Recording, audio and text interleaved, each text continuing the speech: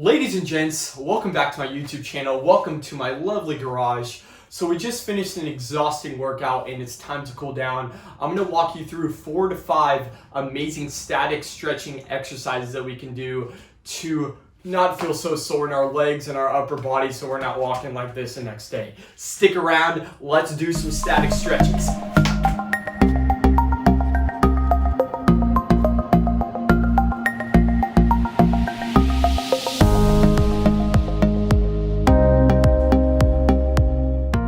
First things first, hit that subscribe button below so you can stay up to date with all the fitness videos I'm posting to my channel. Make sure to like and share this with anyone that you think needs help in their fitness world, or if they're just trying to change their body, change their mindset, I want to help you. So make sure you hit that subscribe button.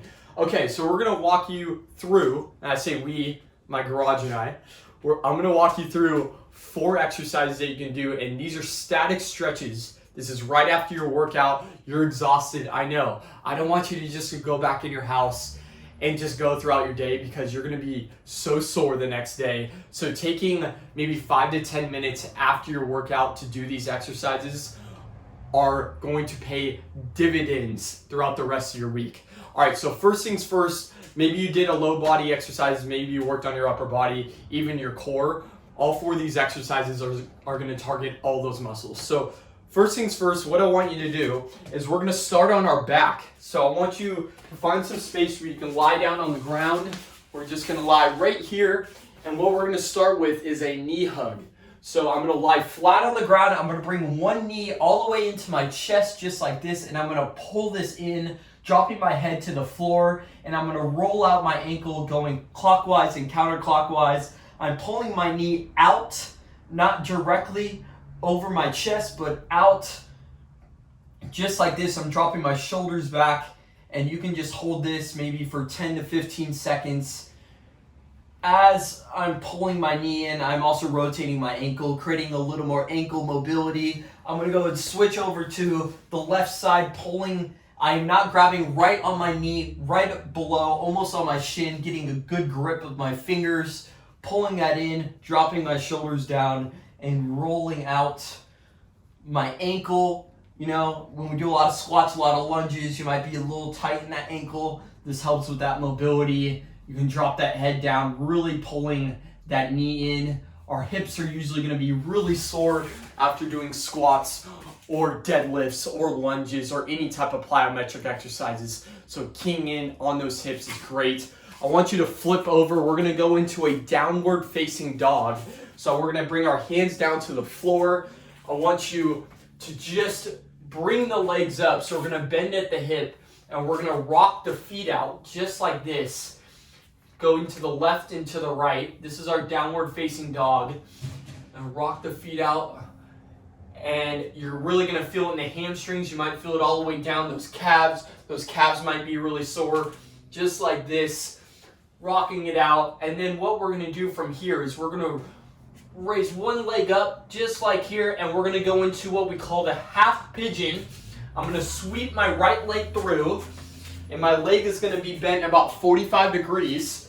And what I'm going to do is I'm going to rest my forearms on the ground just like this, and I'm going to reach forward and out. So all my weight is really going to be on this right side. So it's really stretching out the hip, the knees. And we're going to stand here for about 10 to 15 seconds, just like this. I'm going to face you just a little bit, just like this. This is our half pigeon or our wounded pigeon, like a pigeon hurt their leg. We're going to stay here, then we're going to bring our hands back up, bring our right leg back. We're going to rock it back out, rocking those knees out, rocking the legs. The legs are completely extended. I'm going to switch over to the left, and I'm going to bring that left leg up just like this. As you can tell, my leg is, I'm bent at the knee, and now I'm going to drop down onto my forearms just like this, and I'm going to rock out, bringing on my weight to the left side, and I'm going to stay here for about 10 to 15 seconds. It's a great stretch for your hips, for those glutes. You might be sore in the glutes for some squats or whatever you're doing in your workout. I like to rock it left and right just a little bit, just like this. And then from here, we're gonna come back up, back in that downward facing dog. We're gonna rock it out again, just like this. And what we're gonna do from here is we're gonna go to an upward facing dog. So I'm gonna reach through, sweeping almost if I'm going under a gate or a fence. I'm gonna drop through, coming nice and low. And here's our upward facing dog position. So I'm pushing my palms to the floor and I'm pushing my hips down. And I'm gonna extend my chest up, looking up. You can pick a spot in this. If you're outside, look in the sky. If you're in your living room, you can pick a little spot. Look at that, really reaching up. You're gonna feel this in your core. You're gonna feel this in your low back. And what I want you to do is I want you to look to the left and to the right, looking up, looking down, just like that. We're gonna do that one more time. So I want you to rock your feet out from that downward facing dog position, rocking the feet out, really feeling it all the way up the hamstring and those calves, just like that. And then we're gonna do it one more time, reaching under the fence or the gate, pressing those palms through the floor, dropping those hips down. This is our upward facing dog. I want you to look left and to the right, up and down, and all the way up. Coming back up from here, we're gonna walk our feet all the way to our hands, and just like this, from this bent over position, we're just gonna bring those hands to the floor, and I just want you to rock it out. Bring your hands together, and you can rock it left and right, or you can just droop them on the ground and let gravity take over, just like that. And then we're gonna slowly rise up, all the way up. I want you to bring your arms over your head and squeeze it all the way down, opening up the chest, taking a nice deep breath in, and dropping down to the floor. Those are some great exercises. We have our downward facing dog, our upward facing dog, dropping down onto your back, really grabbing, doing that knee hug, bringing it into the chest, like you're hugging the knee, like a warm hug you would give one of your parents or one of your family members.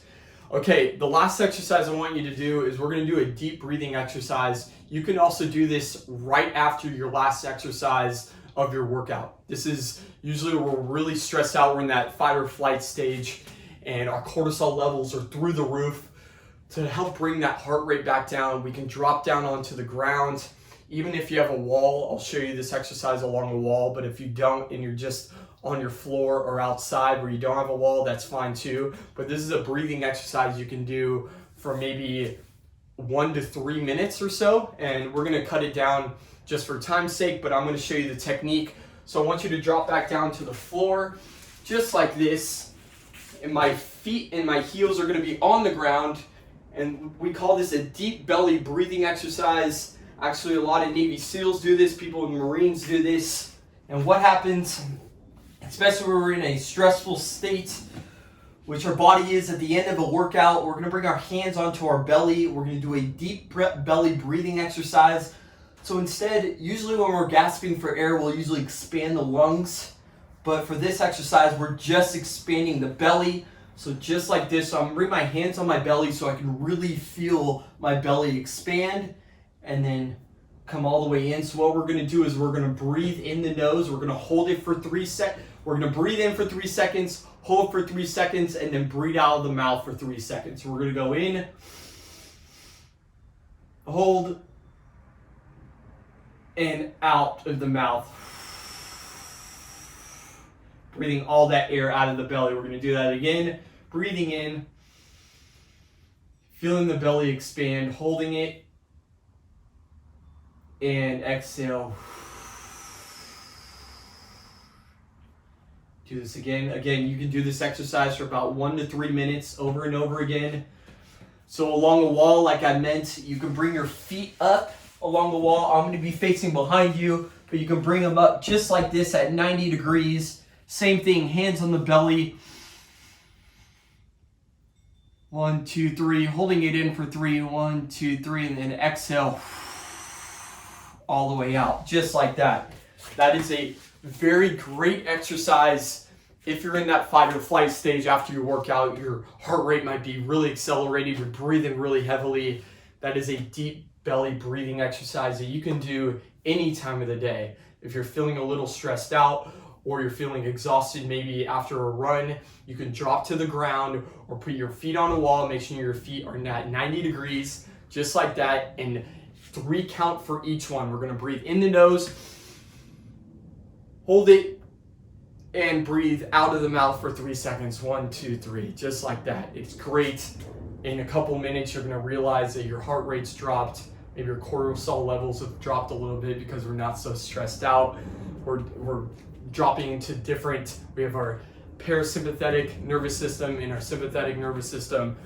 You guys, take the time to cool down. I know we're always in a rush, especially when we have to go to work or, we got something else to do after our exercises. Take the time, spend 5 minutes to cool down.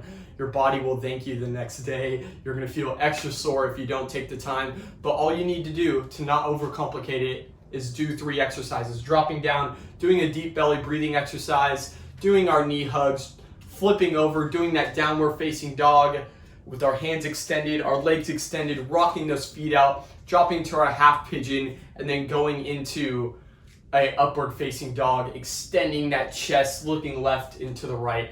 Seems like a little yoga, but yoga's great for our mobility, for our livelihood. You guys, thank you for joining me today. It's always a pleasure. If you have any questions, throw them in the comments.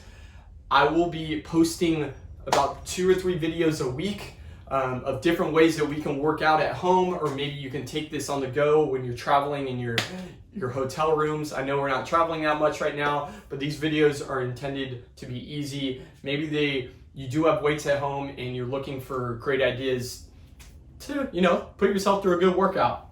We have all the types of videos. Scroll through, you'll enjoy it. I'll see you next week for our next video. Have a lovely day. Remember, stay healthy, stay hungry, take care of yourselves, and I'll see you next time. Boom. Woo!